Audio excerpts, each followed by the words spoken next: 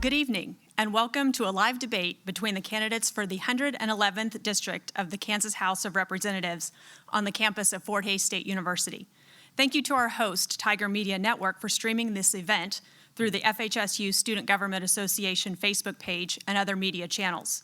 We would also like to take a moment to thank our other sponsors for this event: the Student Government Association, the American Democracy Project, the Department of Political Science, the Hays Chamber of Commerce, and the Docking Institute of Public Affairs. I am one of your moderators, Wendy Roletter-Sook, Assistant Professor of Political Science at Fort Hays State University.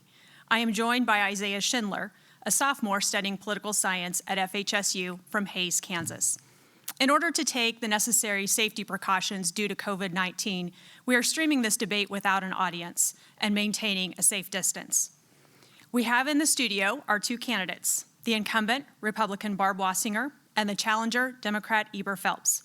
Welcome to both of you, and thank you for being here for this debate. Thank you. The format of this debate will be as follows. Each candidate will have a 2-minute opening statement. Then we'll move on to questions. We begin with 4 questions that we have shared with the candidates in advance. Following these questions, we will go through a list of questions crafted by the committee that planned this debate and questions submitted by the audience and community members. Each candidate will have 90 seconds to answer each question. If the other candidate is named in their response, the other candidate will have an opportunity to make a 45-second rebuttal. We will alternate who answers first as we go through the questions. We encourage questions from the audience. Please submit your question in the comments section of this live stream. We will get to as many questions from the audience as possible and as time allows. Each candidate will have a 2-minute closing statement. Of course, we encourage and appreciate civility and a healthy, robust debate. Representative Wasinger, we will begin with your opening statement. You have 2 minutes. Thank you. Thank you so much for having this, and thank you to Fort Hays State University. It's done a wonderful job, so I appreciate being here. These first 2 years of being in the legislature is not anything like I'd ever expected, especially year 2 with COVID, obviously making a big impact on the legislative year. The first year that I was in office, I helped get together elected officials within Hays and Ellis County, Congressman Roger Marshall, Senator Moran's office, and the Department of Transportation and the Secretary of Commerce were there. And I got the ball rolling on the Northwest Business Corridor, which ended up netting Ellis County a huge win of $7.8 million to help make a road that's so dangerous, make it better. And it's always, that area has always been used as a different route for large and heavy loads. So that was a huge win my first year. And the second year, we obviously were cut short, but I am looking forward to spending 2 more years taking care of Ellis County and always fighting for the people that I represent. My voting record's been consistent. My promises have been the same to my constituents. I voted for life, for teachers and students, tax relief for all citizens in Kansas, well, big companies as well as small. So thank you. I'm glad to be here. Mr. Phelps, you have 2 minutes for your opening statement. Well, good evening, everybody, and once again, thank you to Fort Hays State University and especially the Student Government Association and Tiger Media for sponsoring this program and giving our voters out there an opportunity to see what we both support or do not support or what our differences might be. I would point out that I've been a lifelong resident of the city of Hays. I'm a Fort Hays State graduate, which for me, Fort Hays State University is very near and dear to me, as well as the community. Fort Hays is part of the education industry that makes them part of the education industry here. That's the largest employer in the city of Hays, and for that matter, all of Western Kansas. So it is, to me, very important that we always maintain our education funding at the levels that need to be. So I have served in this community as a city commissioner. I've served at the county level with the Ellis County Extension Service, and I've also served for a number of years in the Kansas legislature. So I served in the legislature until 2018, and then finished out a unexpired term in city government, which ended back in January, I believe. But in the meantime, I followed the legislative session and really didn't like what was going on, so I decided to return to the legislature because, as I mentioned before, education at all levels is very important, not only to the city of Hays, but to the region. And I wanted to make sure that we had the strong support for education that we've enjoyed over the years, as far as supporting Fort Hays State University, our K-12 system, not to mention our career technical education program here, which is very successful and very important to this community. So I wanted to continue those efforts. Also, a very important issue that has come about probably the last 7 years is the Medicaid expansion. Our state has passed up... Mr. Phelps, your time is up. Alrighty. So we will now begin with the 4 questions shared with the candidates in advance. Mr. Phelps, the first question goes to you. You have 90 seconds. The issue of higher education is important to your district, and higher education is also facing significant challenges due to COVID-19. What role should the Kansas legislature have in meeting those challenges and, more broadly, improving public higher education in the state? Well, the first thing that we need to look at when the legislature convenes in January is I think a lot of people are going to have on their mind right away to make cuts. And for me, cutting higher education as well as K-12 education is not the route that we need to go. That in itself is big time in economic development for our city as well as our region. We have a situation here where our higher ed is really challenged because of the COVID-19 issue that's plagued our country. Right now, there's a statistic out there that right now 35.5% of high school students, high school graduates, did not choose to attend any secondary education program whatsoever. Now, a lot of that came about because of the delay with starting, schools, not only the K-12 system, but also at higher ed. So we have students out there. But what we need for, our economic development in this state is to continue to work towards having an educated workforce. And so funding of the Regents Institution is imperative that we do that. Now, the Regents saw about a 3.5% drop in enrollment. Community college saw about 5.5%, and career technical education took about an 8.9% hit, I believe. And so the fact of the matter is that is where we need to put our money, and we can look at cuts in other areas. Thank you, Mr. Phelps. All right, Representative Wasinger. I've been a huge advocate of Fort Hays State University from the very beginning. I'm on the higher education budget, and it was fascinating for me to see how they expanded higher education to include the technical schools, as well as they continue to fund some of the private schools that have a lot of students that need to have the same amount of funding that the public school kids do. I have always supported Fort Hays, and I'm on the record for wanting to give Fort Hays more money, because when all the schools come in front of you, they all promise to not raise tuition.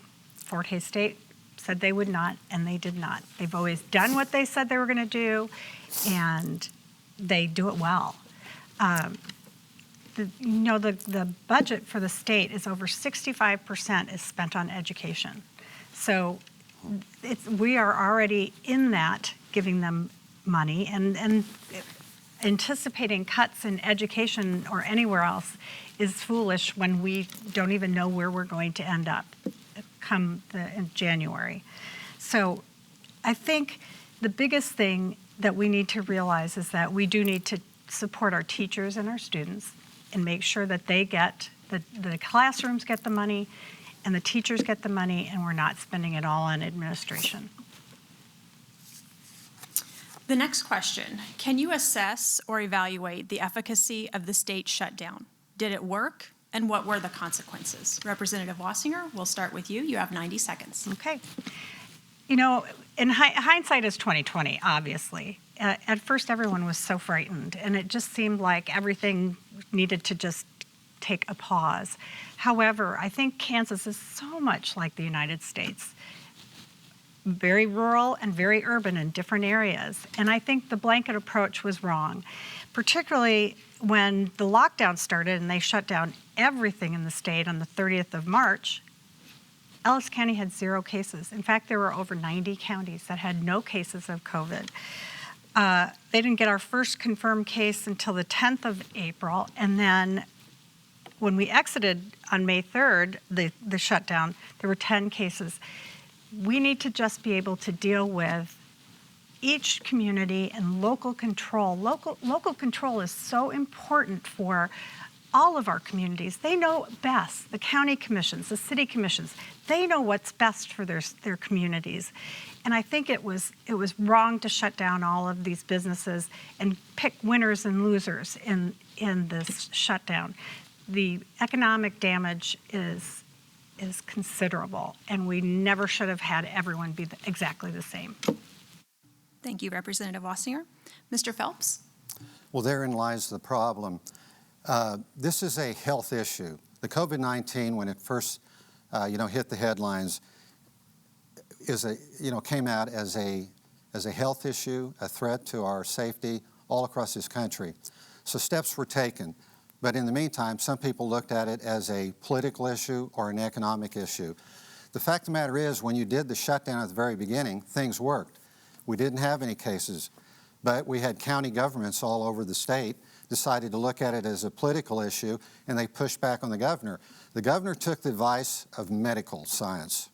She took the advice of Dr. Fauci. She took the advice of Lee Norman in Topeka and made the decision to keep our people safe. Now, we had county governments all over the place saying, no, we're not going to wear a mask. To this day, they are saying that wearing a mask is more important than the vaccine that's forthcoming, and we don't even know when that's going to be. So I think when the governor shut down things, that was the right thing to do. It had an effect. We were flattening the curve. It was the opening up too soon, which we've seen all over the country, Florida, Texas, Arizona. Now we have surging. In Ellis County, if you look on the KDH website, today we jumped over 1,112 total cases so far. That could have been 0 if we would have done the right thing and our county commission would have followed through, followed the governor, but there was all that pushback. So something had to be done at the very beginning to do the planning of who'd shut down and who would have taken forever, and the cases would have Mr. just really Phelps, your time's surmounted. up. Next question. So much of what affects agriculture happens on a federal level, but what are some creative ways that the state legislature might think about agricultural policy to help farmers? Mr. Phelps. Part of that support of agriculture in our state is, as you mentioned, a lot of it has to do with, the commodities pricing, by the federal government. What's really hurt our state is all the tariffs and the little skirmishes we've had with other countries that buy our products, such as China. So in the meantime, what can we do locally? I've pointed out many times over the years that one of the greatest things we can do is help the farmers in western Kansas and all over Kansas improve their crop production. That's done right here locally at Kansas State University Ag Research Center, which is part of the higher education program. So we've got to continue funding it at a level so that they continue doing their research. We have farmers getting 75 bushels of wheat per acre, whereas 30, 40 years ago, 25 bushels an acre was considered successful. That's all the result of the research and development done right here. Not to mention all the work that's been done on embryo transplants in cattle that was done by John Brethauer. So we have an opportunity to do that. There are other areas, transportation, so farmers can get their product to market locally. And so we need to, stay strong with our transportation program and make sure those roads are safe, marked safely, and a maintenance program is set up so that we keep them in the top condition. Representative Wasinger. great, but what we're facing right now is a serious mental health problem with our farmers. We have a rise in suicides. We need to be able to put more money towards mental health services for these farmers who are suffering from lower commodity prices, problems with weather. They are fighting to stay alive, and these small farms, we need to take care of them. Lower the taxes on the farmers. Continue programs like Kansas Farm Bureau. They did a health plan, which we voted into, allow them to do, where they could offer their people, their members, health programs that were cost effective and that they could get into and take care of themselves. So I think it's important that we look at their mental health first and foremost and give them the support that they need. And I'm glad that we've extended health plans for different organizations. Next question, what are some ways government can promote small business? And we'll start with you, Representative Wasinger. You have 90 seconds. Okay. You know, Kansas is one or two in the amount of regulations that they require for people to get working certificates. Veterinary tech, doctors. Now the doctors and the nurses have a little bit better program because they've instituted some. I worked very hard with my colleague Chris Croft from Kansas City, who is a former colonel in the Army. His wife could not get a job in Kansas without going through and retaking all of the certification for her job that she had already passed in 2 different states. We need to be able to lower those restrictions on certification. That will really help small businesses get the educated and talented workforce that they need. Less regulations. The more regulations we put on people, the less they're able to produce. So small businesses need to get that noose loosened around their necks. So regulation, certification rules and overhaul. And, you know, I hear this in all the doors that I've knocked. I've knocked on 6,239 so far, and I still have a month to go. So we just need to take care of our small businesses and not strangle them. Thank you. Mr. Phelps, the same question to you. What are some ways government can promote small business? You have 90 seconds. Well, I believe what's happened with the COVID-19 is it's presented a lot of problems during the shutdowns and so forth, and it's also moving forward, presenting a whole list of problems. So I think right now this is a great opportunity, if you will, to reset the clock. And I think we need to go back, for one thing, and look at the tax code. Small businesses and middle-class people are paying an unfair amount of taxes compared to corporate businesses. So when we look back at during the Brownback administration, there was a kind of a loophole for LLCs to get a significant tax break. That loophole was eliminated, and so we still need to take a step further and review that tax code. And I think we have the opportunity to do that now, because we're going to have to do that in a lot of areas of state government, go back and review how things are done. As I mentioned before, with education, it affects everything. It's part of our economic development. These small businesses need a trained workforce. It's often been said that the best economic development is a well-trained workforce. We have a workforce development program in the state of Kansas, and we have incentives for people relocating and so forth. And so I think we can't, drop any level of funding on education, because that's economic development for every community, and it also trains those people to go into our workforce. Alrighty. It appears that COVID-19 will be here well into next year. With the legislative session kicking off in January, what are your top priorities in addressing COVID-19? Mr. Phelps, we'll start with you. I will answer that by saying we need to listen to science, listen to medical science, and go by their recommendations, whether it's to shut down again or continue enforcement of wearing masks and social distancing. Those are the people that are studying this. Those are the people that know what's happening. You don't need to listen to a county commissioner or the the guy down the street or the bartender that you frequent or something like that, but listen to actual people that work on this for a living and are, professionals at it. So as we go into the legislative session, I think the governor's going to be following the advice by not only Dr. Fauci and the Center for Disease Control, as well as Dr. Lee Norman. And I think we need to listen to those people so we don't make another mistake. They are all warning us that we've got to continue wearing masks, we've got to continue practicing social distancing. Legislators can lead by example in that. And as we see some other things come up that are really a threat, one of the things that all these scientists are worried about is when the weather turns cold and everybody goes inside. They feel there's going to be a resurgence. And as I mentioned, we're already seeing that here in Hayes. Now we saw the students come back from all over the country, all over the state. And so I think that when we get in the legislative session, we need to pay attention and treat it as a medical issue. Representative Wasinger. The first 2 weeks I got back from Topeka, I quarantined in my apartment above my garage. And those 2 weeks were the busiest time that I think I ever had as a legislator.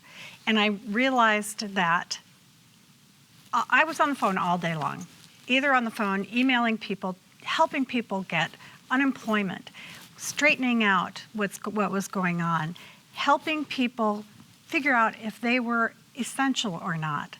It was such a hard decision there. I don't understand how you got winners and losers. There were no clusters at Lowe's or Home Depot or Dillon's or Walmart, but now suddenly, that's okay for them to be open, but we couldn't have businesses open in downtown Hayes, which had maybe 3 or 4 people at a time. I think we need to use some common sense and not destroy our state economy in the process. We need to understand what we've done right and how we can improve, but we can't shut down the state again. We just can't do it. The state will not be able to survive.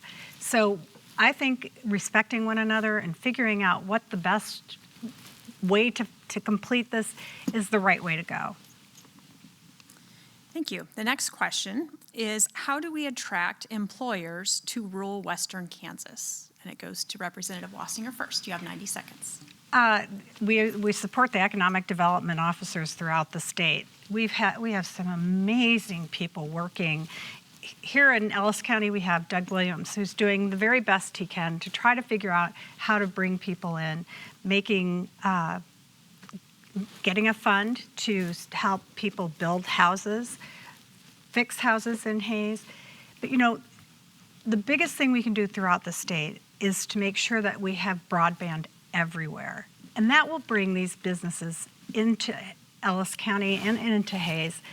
If you see, so many people are leaving the larger cities and they're coming back to rural America, and they're seeing, because they can work remotely, how wonderful it is to be here, how much the quality of life, how big the quality of life is here.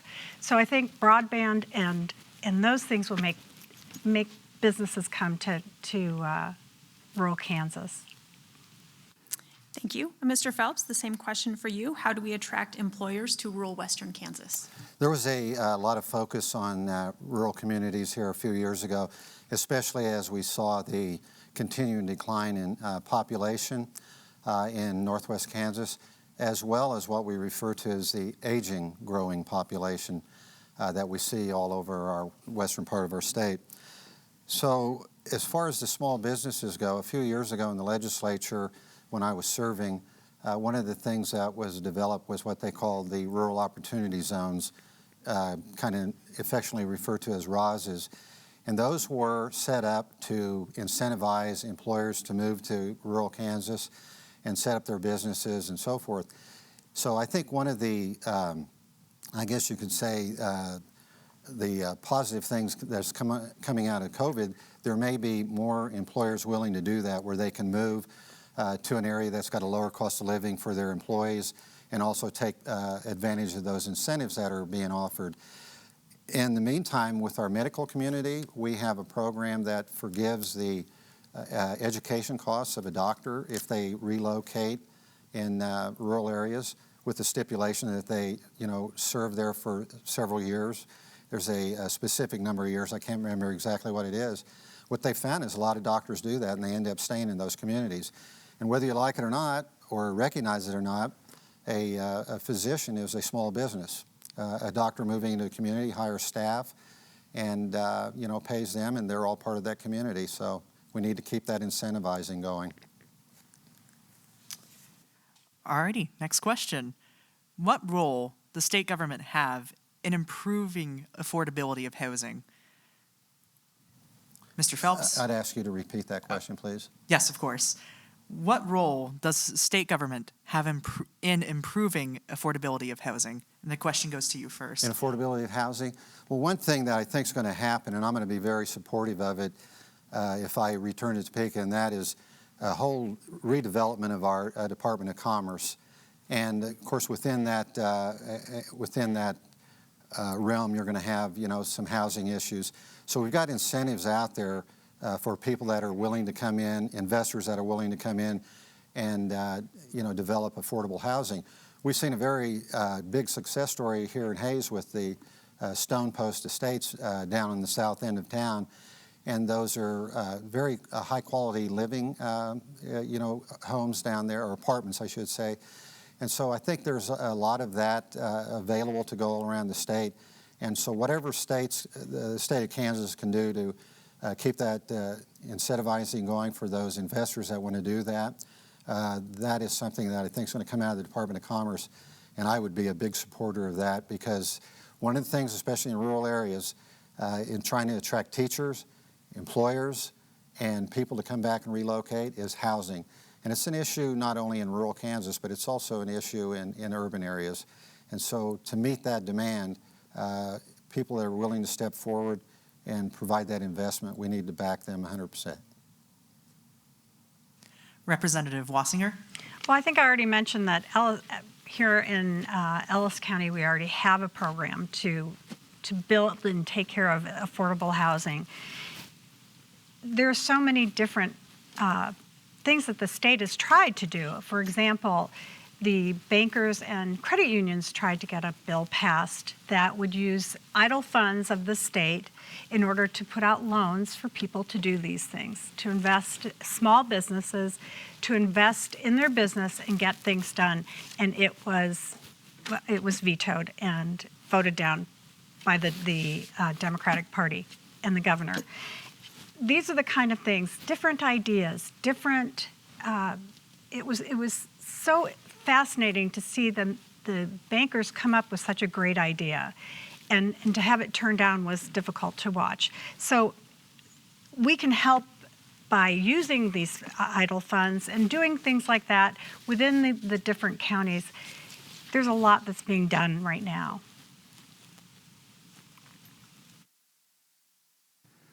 All right. The next question is, how does transportation, infrastructure, renewable energy sources, and water conservation impact agriculture? And we'll start with you, Representative Wasinger. You have 90 seconds. All of it impacts agriculture. Water, of course. No one knows more about water than the people out here in Hayes, which have been really good at conserving water. Transportation is so critical. If you can't get your trucks to your field, or you can't get your product, your commodity to sale, you're not going to be able to be successful. So I think the most important thing that we've started to do is to stop taking funds from the transportation department, which is an easy, really sweet thing to pick from because it's a large amount of money. But each transportation project is millions of dollars. So I think we need to make sure that we don't take from transportation. We continue to encourage conservation and take care of our farmers and all of Kansas. Thank you. Mr. Phelps, the same question for you. How does transportation, infrastructure, renewable energy sources, and water conservation impact agriculture? Well, they all have a big impact on agriculture, as I mentioned before. But when you look at transportation, especially, We often refer to that as the lifeline for rural communities.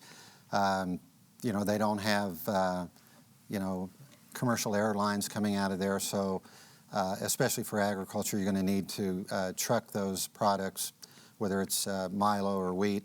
You have to take them to the nearest market. So it's very important for rural Kansas to have a quality road program. For a number of years, we were, during the Sebelius administration, we were ranked as having the second best highway system in the country. I don't think it's dropped that much. Obviously, I think the number of projects that have been able to be secured has probably dropped a little bit. As far as water, we sit on, or at least Northwest Kansas sits on the Ogallala Aquifer. So an education program has started teaching farmers to look at alternative crops that are less have less water requirements. And then the whole infrastructure thing is we need to keep on top of that with all our state institutions and so forth and make sure that they stay in excellent operating order. Because a lot of money has been invested in that, so we don't want to see that lost. And then renewable energy, we're seeing the wind farms and solar energy really increasing in our state. This question comes from a member of the community. With continued drought conditions in western Kansas, irrigation can be important for the cultivation of crops. For example, growing corn requires a lot of water. But where is the tipping point? At what point does the need to lower water consumption levels surpass the importance of raising crops? Mr. Phelps? We always talk about how important water is to western Kansas. We've done our share towards that effort of conserving here in Hayes. Started back years ago when I was on the city commission. We developed a conservation program for our community and also secured long-term water sources. In the meantime, each governor has had a governor's water program, and they've conducted programs all over the state in, trying to educate farmers on, like, as I mentioned before, alternative crops. One of the alternative crops that's come up here in recent years is industrial hemp.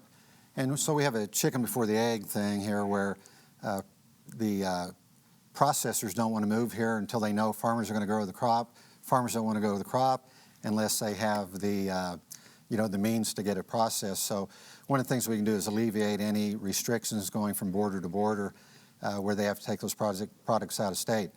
But I think more and more farmers are looking at alternative crops, knowing full well that Ogallala Aquifer is not a renewable water source. It's depleting. It used to be in our area, and it's shrunk way up into northwest Kansas. So it's inevitable that droughts are going to be part of the cycle, and we can't move forward, with crops that are water intensive. So I think we're seeing an education program going on by our Department of Agriculture and letting people know. As I mentioned, wheat strains are developing that are more efficient. Representative Wasinger? There's an amazing program called ALIMA, Limited Water Usage. The people the farmers in the northwest part of Kansas, they've seen their water table go up because they have voluntarily limited how much they use irrigation, and they've adapted to using a little bit less water every day, and it's just a matter it's a matter of conservation. If you ever have a chance to hear them talk about it, it's an amazing story. It's so important that we realize that, true, a drought will happen, but we all have to try to conserve water the best way we can and plant the right crops. Bryce Custer is a farmer up here in Trigo County. He does cover crops. He's taking care of ground erosion, farm ground it's not washing away. His fields are almost too rich. So there's so many ideas out there and so many wonderful Kansans that are willing to try them and willing to speak out and tell everyone that. Thank you. The next question, what are the biggest challenges facing public education in Kansas? And how would you address those challenges? We'll start with Representative Wasinger. You have 90 seconds. Well, if I could answer that and tell you exactly how to fix everything, then I would probably be a pretty wealthy woman. I think the biggest challenge we have is that we give millions of dollars to education funding without asking for any kind of accountability. And it's not going to the classrooms. It's not going to teacher salaries. If you go and look at the teacher salaries list for USD 489, there are a lot of teachers that aren't really making a wage that they can live on, particularly if they live by themselves. So I think what I voted for was accountability in K through 12 funding. My office mate, who was a principal, and the other people on the education committee that were teachers, came up with some great ideas, and it was voted down by the governor. And I think it's really important that we need to have some accountability within education so that we do see better grades and better outcomes. Thank you. Mr. Phelps? Well, one of the things that I talked about earlier, of course, was funding of education. When you look at the Kansas Constitution, there's only one thing that we are required to do as a legislative body, and that is to fund K-12 education at adequate funding levels. We've been doing that for many years, and when people talk about there's no accountability, I scoff at that because it's absolutely not true. What you got to look at when you put money into something is what is your return on your investment. And all you have to do is go back and look over the years where our students performed compared to the national averages. We're way above the national average, even now with the cuts that have taken place in the last few years. We still have the very high NAEP reading scores for our kids in the lower elementary grades. Our SAT and ACT scores are way above the national average. Our graduation rates are above national average. Our truancy is lower than the national average. So there's accountability there. And it's a direct correlation of funding. And anybody that understands education funding and outcomes will tell you there's a direct correlation between how much money you put in and what you get out. People talk about it being 65% of the budget and so forth, and they act as though that's a bad thing. Investing in kids, our future, is to me the best investment we can have, and that's the best return on our investment, and I'll never apologize for that. Thank you. Many speculate that if current U.S. Supreme Court nominee Amy Coney Barrett is confirmed, there may be an opportunity to overturn or significantly limit the decision of Roe versus Wade. However, according to a 2019 Pew Research poll, 7 in 10 Americans do not believe that the law should be completely overturned. Would you support legislation that severely limits or prohibits abortion in the state of Kansas? Mr. Phelps, you go first. Okay. During my years in the legislature, I always had a pro-life voting record. In the meantime, though, I take that beyond just birth. I think if you're truly, pro-life and respectful of life, you're going to look at all those funding issues that go beyond the birth of a child. That's supporting early childhood development issues and all the screenings that go with that. So we can do preventive medicine, if you will, and prevent problems in the future. We also need to take care of our elderly. As mentioned before, put more money into our mental health providers throughout the state. I recently met with the folks from High Plains Mental Health, and of course they have some funding issues and backlogs and so forth. But my point is, we got to look at everything when we're talking about the life issue. And so I, as I mentioned, had a pro-life voting record, but it continues on with voting for children, voting for their education, voting for their post-secondary education, and voting for the elderly, and I will continue to do that. Representative Wasinger, this is a reminder that you have 90 seconds. Okay. I have been endorsed by the Kansans for Life. I am a strong supporter of life and have voted as such. last year before, the Kansas Supreme Court eliminated any kind of restrictions on abortion clinics, which was bad for women. What we tried to do is pass the Value Them Both Amendment, which allowed for licensing and inspections of abortion clinics so that women would be safe. They would be taken care of. I believe we need to take care of the child, and we need to take care of the woman herself. I will not vote for funding for taxpayer abortions, taxpayers paying for abortions. It's just part of who I am. So I can't begin to speculate on the federal level, but I know in the state level that I've been a strong supporter of life. Thank you. This next question comes from a member of the community and a couple of comments with it. First of all, they wanted to thank both of you for your many years of service to the community and the entire state of Kansas. Their question relates to higher education. Would you please comment on why you support state funding for higher education in Kansas? And please comment on your understanding of the importance of state funding for higher education in terms of supporting business, industry, and nonprofits throughout Kansas.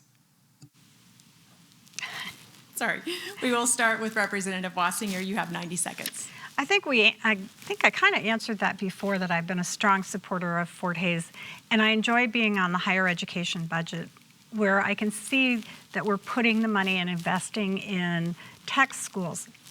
It is crazy when you think how shorthanded we are with tech graduates to do plumbing, electrical, all of those things. So it's all very important.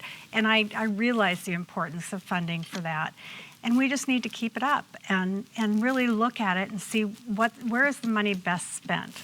All right, thank you. Mr. Phelps, you have 90 seconds. Well, I'd repeat a couple of my comments from earlier, and that is that's one of our best investments as far as return on investments is education at all levels. The importance of Fort Hays State University and all the higher ed opportunities in Hays, such as North Central Kansas Technical College with their Hays campus, as well as the cosmetology school that we have here, those all add to this community. They add to our economic development. The instructors, the people that run that school, the administration and so forth, those all are people that are paid, and that money is returned to the community as they buy homes and so forth. We're also looking at higher education, though, in answering the call to industry and providing an educated workforce. One of the great things that I got involved in a number of years ago was when we developed the Technical Education Commission, which then formed the Technical Education Authority, which is under the Board of Regents. And what happened there was the schools were going and doing their own thing. They weren't listening to industry. We got them together, and industry started telling what they needed, and the schools responded.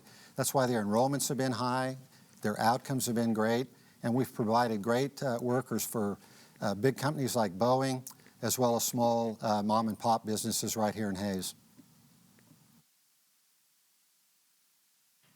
Thank you. In a major public health crisis like the current COVID-19 pandemic, who should have the authority to take emergency actions? Is it the legislature or the governor, and why? Mr. Phelps, the question goes to you. This is a reminder that you have 90 seconds. Well, one of the things I'd like to see return to this state is when I first went to the legislature, and that was that working together that we had, and the camaraderie and so forth.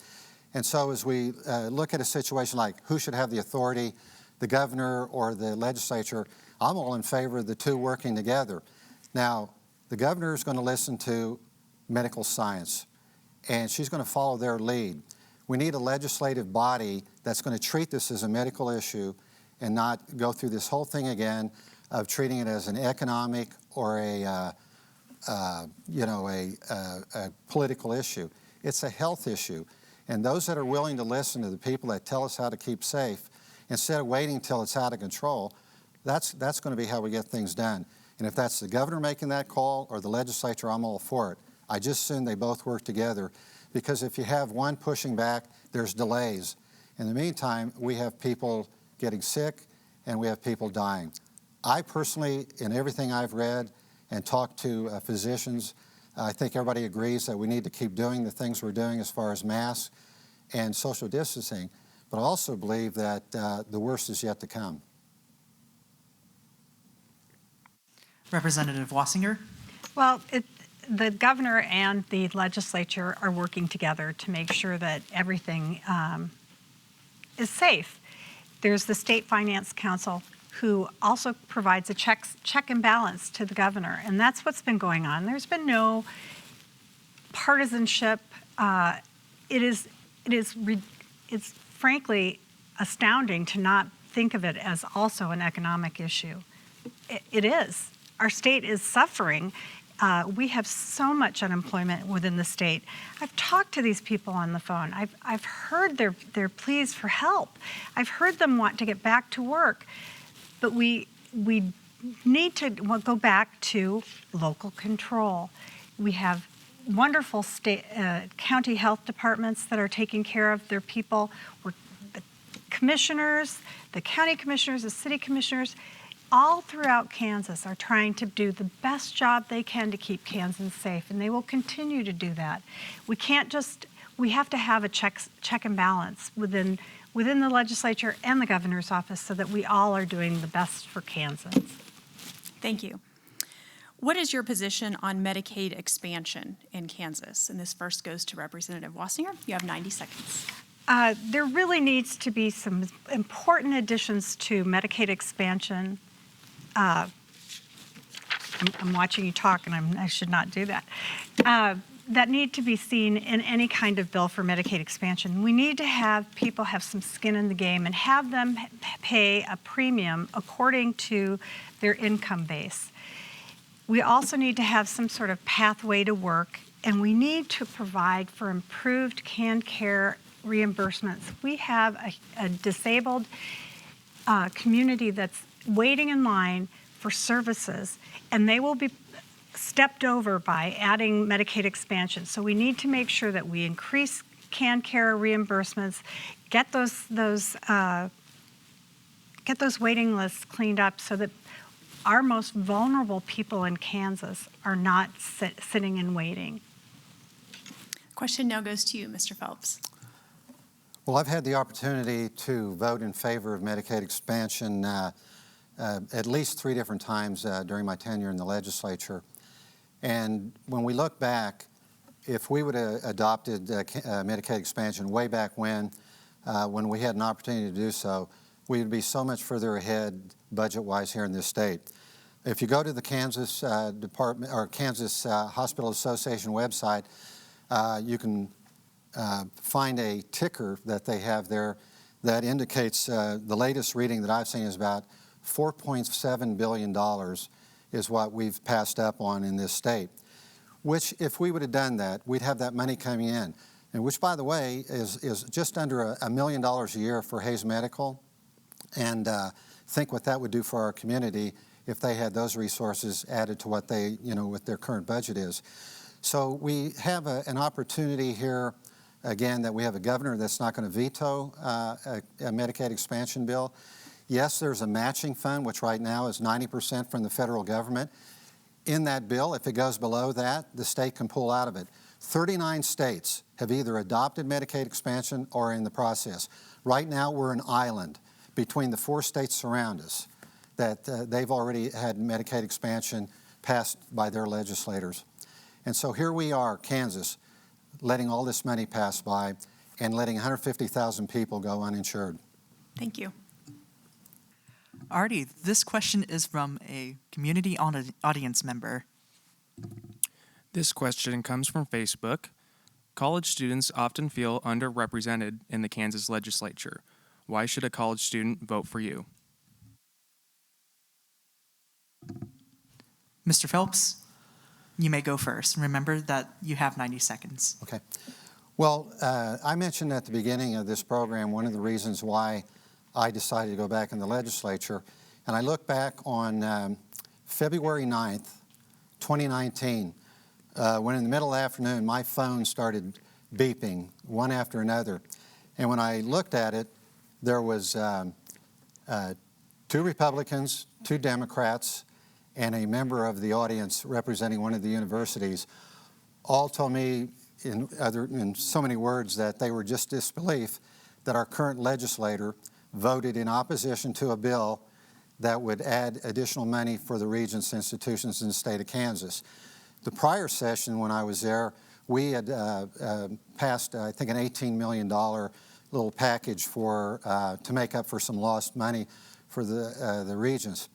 In that in the 2019 session, there was an amendment to add more money, and I didn't have an answer for people when they asked why our current legislator voted in opposition to that, because I mentioned what's good for Fort Hays is good for this community, and I think that we need to fund Fort Hays as every need they have, because that is one of our biggest employers in this region, and it also is a major part in developing that workforce that I've been talking about, and we need that education, we need that funding. Representative Wasinger.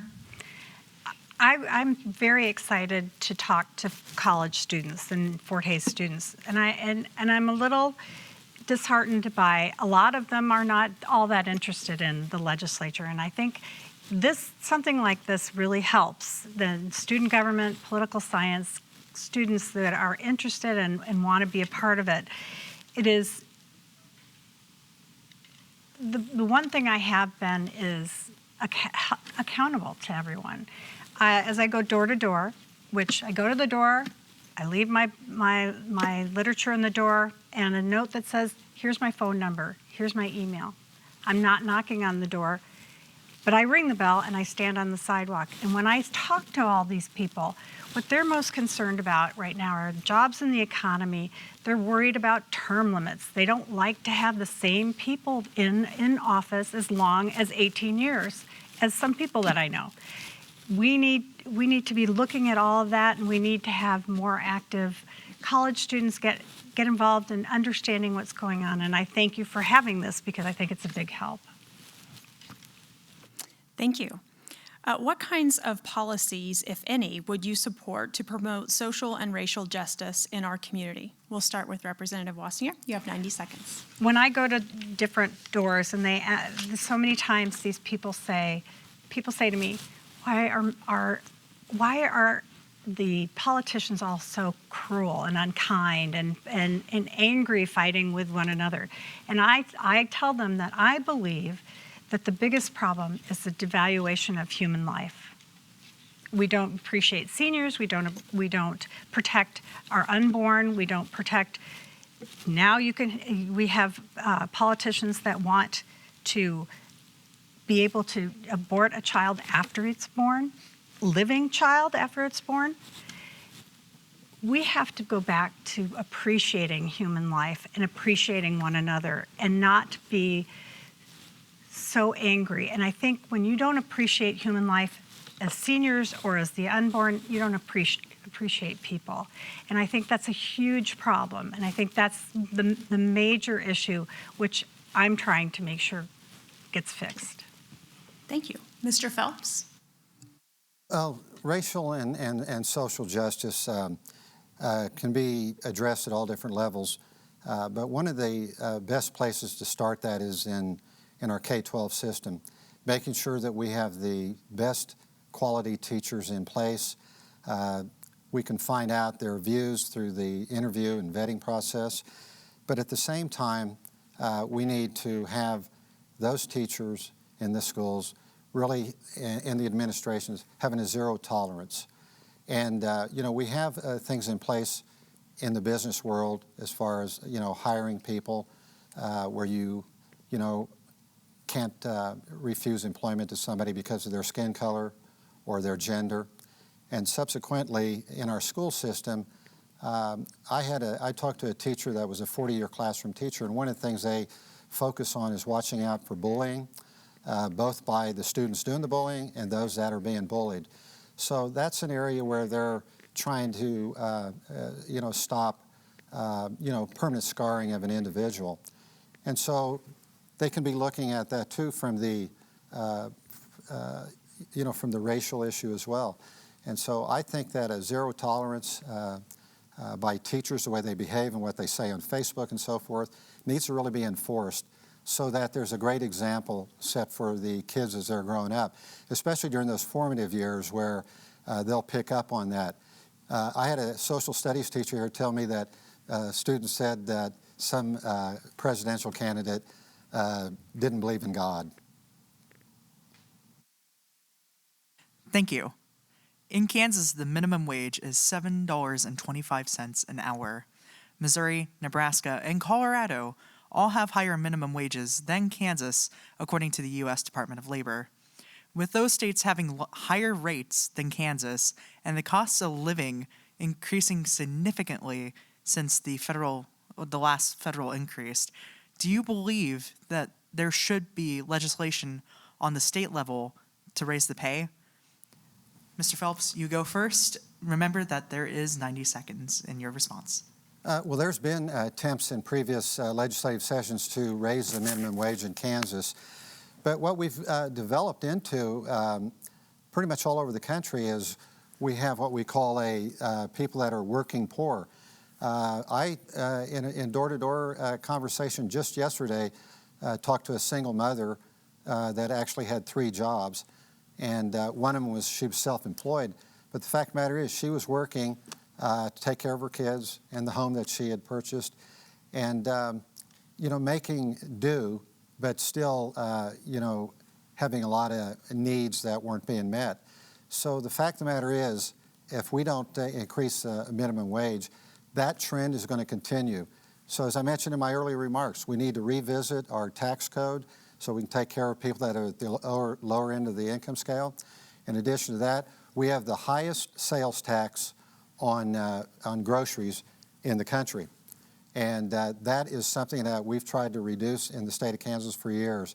And that's going to help out those, things like that added to maybe adding a little bit to the minimum wage is going to help people in those lower income brackets. Representative Wasinger? There were at least 3 bills that the governor vetoed in my first 2 years in the legislature to lower food sales tax. Different ideas on how to do it. So having that be one of her campaign promises and something that has been worked on before, I don't see how it didn't, especially these last 2 years. It is very hard to decide what is the right minimum wage. We lose workers with certification issues on our border states, so we need to work on that. Perhaps we do need to raise minimum wage to make sure that we don't lose the people, particularly around the borders of Kansas, to stay within Kansas and keep working. We need this workforce, but if we don't get back to work, we may not. But it's certainly something to look into. Thank you. We will go to a couple of audience questions. This one comes from Facebook. What would be the first thing you would try to accomplish in the legislature that could not be accomplished before? We'll start with Representative Wasinger. You have 90 seconds. My first goal is to help fix the foster care system in Kansas. I think it's a sin that we've let kids sleep on sofas. We've lost children prior to this. We need to make sure that we're taking care of our most vulnerable citizens. And these kids, for them to be moved from house to house to house, when we have, just here in Ellis County, we have a church that has a ministry for foster care. I met with Laura Howard 2 or 3 times saying we have got to make it easier for people to become licensed foster care parents so we can take care of those children. That is one of my biggest goals in this next 2 years. Thank you. Mr. Phelps? I believe in my heart that one of the first things the legislature needs to do when they convene in January is not mess around for 2 weeks doing nothing, but I think immediately they need to take that Medicaid expansion bill and get it out of the committee, get it on floor, and either you can start it in the House or the Senate. Need to get that passed, get that out of the way. In my opinion, if that doesn't happen right away, then the people that vote against it or don't think it's a good idea, they need to start coming up with their ideas where they want to cut funds. If they go after education, they're going to be in trouble because we settled the Gannon versus State of Kansas lawsuit, and before that we solved the Montoy versus State of Kansas. So we don't want to go down that road again. We want to get this Medicaid expansion passed because the money's not going to come in the next day, but it'll at least give us something to look forward to in the future. And then in the meantime, we need to, I think, do a total tax review. But my first priority would be to push for passing Medicaid expansion and then get on to the issues of the budget when we start seeing where the revenues are that are coming in. Thank you. We'll do one more audience question. This question comes from a business owner. Please comment on the current concerns with the fraudulent unemployment claims at the Kansas Department of Labor. What can be done in the legislature to address this issue? We'll start with Mr. Phelps first. Well, within the legislature, we have the legislative post-audit, and I'm certain that a legislative oversight committee could be put together and making sure, because that's what had to happen in foster care. Needed to be more oversight to find out why we had 70 children go missing here a few years ago. But in the meantime, with the fraudulent claims, I believe that's being addressed, but it's probably happening at a level that maybe isn't happening as quick as some people would like to see it.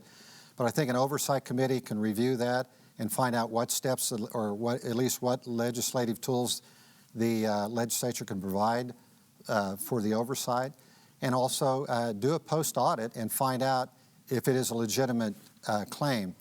And maybe they're on top of things, maybe they're not. I haven't heard that much about it, but I think that it can be solved very easily. Thank you. Representative Wasinger? I called the Department of Labor many times during the first 2 weeks of being back from session this year to deal with fraudulent claims. I talked to people within businesses in town that know of fraudulent claims that we're going through. And the Department of Labor had a very difficult time this first 2 years. The secretary was in way over her head. She has since been replaced by a different secretary, and I think they're really working on trying to make sure that we don't have fraudulent claims being paid, and we're making sure we're taking care of people. The state of Kansas did the worst job in getting unemployment checks out. I talked to so many people, and we just need to make sure that we keep an eye on that. And I think the squeaky wheel kind of gets the grease. I keep calling and I keep asking them for things, and they will give us information, and the audit will show that. Thank you. We'll wrap up with one last question. It's about voting in the election in November. President Trump has called into question the security of voting by mail, alleging that it creates potential for voter fraud, even though studies have not shown evidence of widespread voter fraud with this method of voting. Should residents in the 111th district be worried about their vote not being secure? Why or why not? And we'll start with you, Representative Wasinger. You have 90 seconds. I think that our county clerk has done an excellent job of trying to make sure that every vote is taken care of. There's a whole lot of problems that we saw a couple of years ago. We've got new voting machines. I think everyone needs to do what makes them most comfortable. If they're afraid to go in and vote, then they should probably get an advance ballot and vote early by mail. I know that Clerk Maskus is working very hard. She's got a box out for people to put things in so they don't have to put it in the mail. If they're worried about the mail, they can drop it in the ballot box outside that's locked.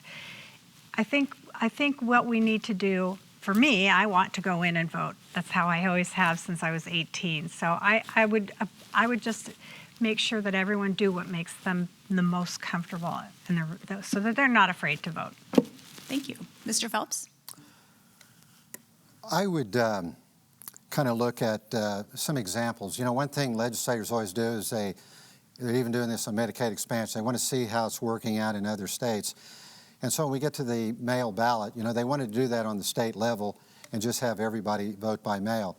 The pandemic obviously has spurred that along, where a lot of people are, asking or requesting a mail ballot. In fact, here in Ellis County, I think 3 weeks ago, there was an article in the paper where there had already been 3,500 people asked for a ballot by mail. And I think that's probably grown, probably just maybe around 4,000, or at least it will be by the deadline. So when we look at examples, Colorado has been doing mail voting for 30 years and had no problem. The military has been doing it for years. How do you think people from overseas vote? They mail in their ballot. So questioning mail ballots and questioning the Postal Service, I think, is not really a legitimate claim. And as I mentioned, we want to keep people safe. We want to do social distancing. And if a lot of people, are, uneasy about going out and still going out in public, why not? So we do have the ability to do mail ballots, and I can't see any reason why that wouldn't be successful. I've requested a mail ballot, and I know many of my friends have, and so I'm looking forward to those being sent out here in a week or so, and I'll be voting by mail. Thank you. Now we will move on to closing statements. Mr. Phelps will go first. You have 2 minutes. Once again, thank you, and really good questions. I really appreciate those coming in. As we move now to the last, I believe, 28 days before the election, feel free to contact me. I've been going door to door, getting into some great discussions with people, and I will continue to do that, till the election day.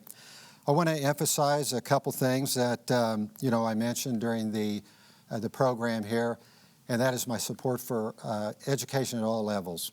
I can't say it enough that that is one of our best expenditures. And obviously K-12 is part of our Constitution.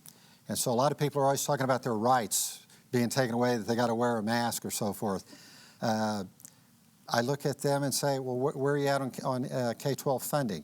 What do you think that is? That is a right by every child in our state to receive an education by our state.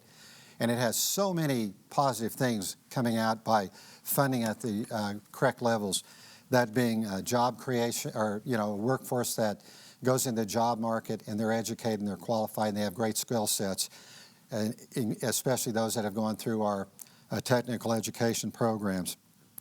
As mentioned by my opponent about winners and losers on COVID, once again, I don't look at that as any kind of a winner-loser economically or politically. I look at that as a health issue. And so the people that are losing are people that have lost their lives and their families have lost a loved one. And I don't want that riding on my shoulder. It's mentioned about going to local control. I'm very thankful to our Hays City Commission, who followed the governor's lead, followed Dr. Lee Norman's lead, as well as Dr. Fauci, and they once again renewed the mask mandate here in the city of Hays.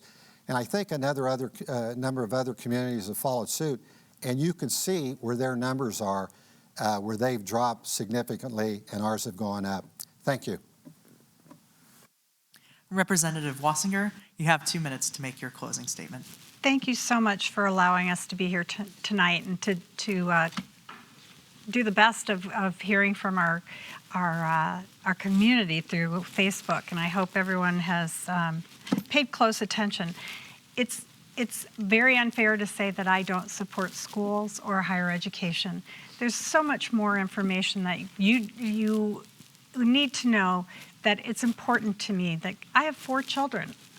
Why would I not be pro-education? I am pro-teachers, I'm pro-classrooms. I think all of that should be taken into account. I stand up for the citizens of Kansas as well as Ellis County. I've tried to lower their regulations, their taxes. I've tried to make sure that we can support our farmers, we can support human life, and we can take care of the budget. I voted against the 2021 budget because Kansas is still overspending every single day. And you can hide that with numbers. You can pull money from one account into another to make it the balanced budget. We have got to get ourselves under control. You as a homeowner or a taxpayer, you watch your budget. You don't spend more than you bring in. Maybe you do, maybe you're in credit card debt, but we can't do that. We can't continue to do that as a state. It takes thoughtful concern for everyone in Kansas to do the right thing, and that's what I plan to do, and I look forward to being your representative for the next 2 years. Thank you. For more information about the 2020 election, take a look at the 2020 election guide created by the Forsyth Library at fhsuguides.fhsu.edu/2020 election. If you aren't registered to vote, you can do so through tomorrow, October 13th. Early voting begins Monday, October 19th. Contact the Ellis County Clerk for more information. That concludes our debate this evening. Thank you to the candidates for participating and to all of you for watching. Good night.